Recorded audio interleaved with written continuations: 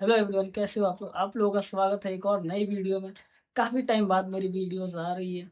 अभी मेरा कुछ सेटअप का काम चल रहा था जो कि आप देख सकते हो सामने। सेटअप हमारा रेडी हो चुका है, इस पर मैं जल्द ही सेटअप टूर लाने वाला हूँ। तो भी अगर आपने चैनल को सब्सक्राइब नहीं किया, सब्सक्राइब कर लेना। और इस वीडियो में आपके साथ डिस्कस करने वाला हूँ कि अगर आप स्टॉक मार्केट में इन्वेस्टिंग करते हो तो 5 मिस्टेक्स क्या है जो आपको नहीं करनी चाहिए। सबसे पहली जो सबसे बड़ी मिस्टेक होती है वो है कि नॉट डाइवर्सिफाई, मतलब डाइवर्सिफाई नहीं करते। इसका मतलब है आपने आपके पास मान लो 1 लाख रुपए की कैपिटल है, आप एक ही स्टॉक में सारा पैसा लगा देते हो। तो ये बिल्कुल गलत तरीका है।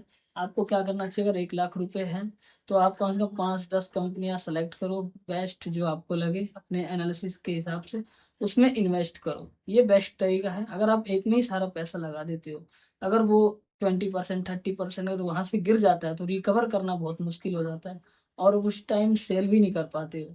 तो बहुत बड़ा लॉस आपके पोर्टफोलियो में दिख रहा होता है और ऐसा पैसा फंस काफ़ी टाइम के लिए फंस जाता है, आप कहीं और यूज़ भी नहीं कर सकते।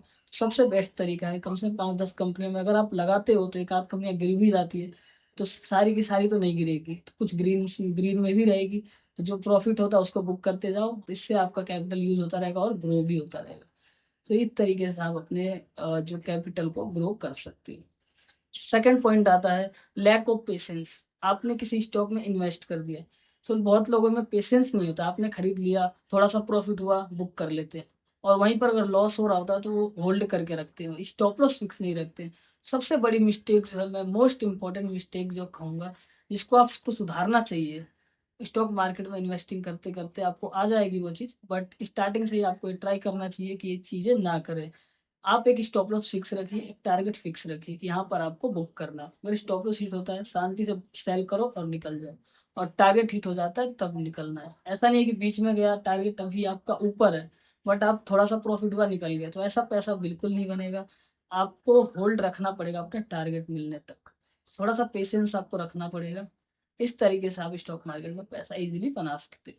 थर्ड पॉइंट आता है टाइमिंग द मार्केट। आप इन्वेस्ट कब कर रहे हो, टाइमिंग भी बहुत ज़्यादा इंपॉर्टेंट होता है कि कब आप इन्वेस्ट कर रहे हो। मान लो मार्केट बहुत ज़्यादा मतलब हाई पे ही है, निफ्टी हाई पे है, बैंक निफ्टी हाई पे, उस टाइम अगर आप इन्वेस्ट करते हो तो बहुत ज़्यादा चांसेस होंगे कि आपका कुछ टाइम में, कुछ ही दिन में हो सकता है प्रॉफिट बुकिंग आई थोड़ी भी, तो आपका जो पोर्टफोलियो रेड में जा सकता है। तो ऐसे टाइम पे इन्वेस्टिंग से बचना चाहिए।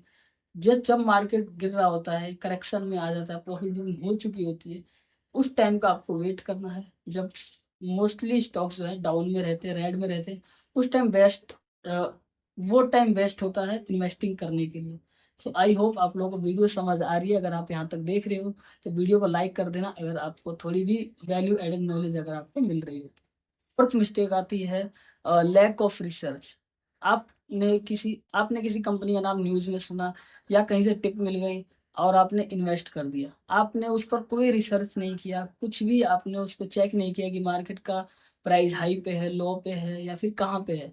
ये सारी चीज़ें आपको ये सारी चीज़ें करने से आपको बचना चाहिए।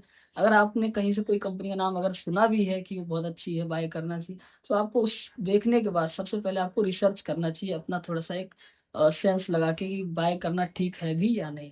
अगर उतनी सारी चीज़ें नहीं भी आती है तो मैं एक वेबसाइट बताता हूँ जिस पर आकर सारी चीज़ें देख सकते हो। गूगल पर आपको टिकर टेप सर्च करना है, टिकर टेप पर जाकर वहाँ पर कोई भी कंपनी हो सर्च कीजिए, उसके बारे में सारी डिटेल्स आ जाएगी और बिल्कुल समराइज वे में आएगी जो कि कोई भी इजीली समझ सकता है। उसमें आपको देखना क्या है, तो सिर्फ आपको नेट प्रॉफिट देखना है, पी रेशियो देखना है, मार्केट की जो मार्केट वैल्यू है वो क्या है और चल क्या रही है अभी, ये सारी चीज़ें देखनी है। और इसको डिटेल में मैं किसी और वीडियो में बता दूंगा, तो ये वीडियो काफ़ी लंबी हो जाएगी। फिफ्थ इंपॉर्टेंट पॉइंट एक आता है इमोशनल डिसीजन। आप अपने इमोशन को कंट्रोल में नहीं रख पाते। आपने किसी स्टॉक में इन्वेस्ट किया, किसी न्यूज़ की वजह से या कुछ भी ऐसा इवेंट होता है जिसकी वजह से आपका स्टॉक उस दिन गिर जाता है, तो आप इन इम्पेशेंस होके उसको सेल कर देते हैं या फिर किसी और स्टॉक में फटाफट सारा क्वांटिटी यहाँ से बुक करके उसमें बाय कर लेते हो। तो ये सारी चीज़ें नहीं करनी। इमोशनल डिसीजन बिल्कुल नहीं लेना है, आपको अपने इमोशन को कंट्रोल रखना है। अगर आपने किसी एनालिसिस के बेस पे उस स्टॉक में अगर इन्वेस्ट किया है तो उसमें आपको पेशेंस रखना जरूरी है, कुछ दिन होल्ड रखो। अगर आपने स्टॉप लॉस फिक्स रखा है, अगर स्टॉप लॉस हिट होता है तो एक अलग पार्ट है वो, तब आपको जरूर उसको सेल कर देना चाहिए, या टारगेट हिट हो जाए तो वहां पर सेल कर देना चाहिए। तो आपको थोड़ा सा पेशेंस रखना चाहिए, अपने इमोशन को कंट्रोल रखना चाहिए। अगर वीडियो अच्छी लगी हो तो लाइक कर देना, कमेंट करना, शेयर जरूर करना अपने दोस्तों के साथ। और मेरी जो सेटअप टूर है वो कुछ ही दिनों में आने वाली है, तो चैनल को सब्सक्राइब कर लेना। और मेरा Instagram handle trick for trading नाम से है, उसको भी आप फॉलो कर सकते हो। Thank you for watching.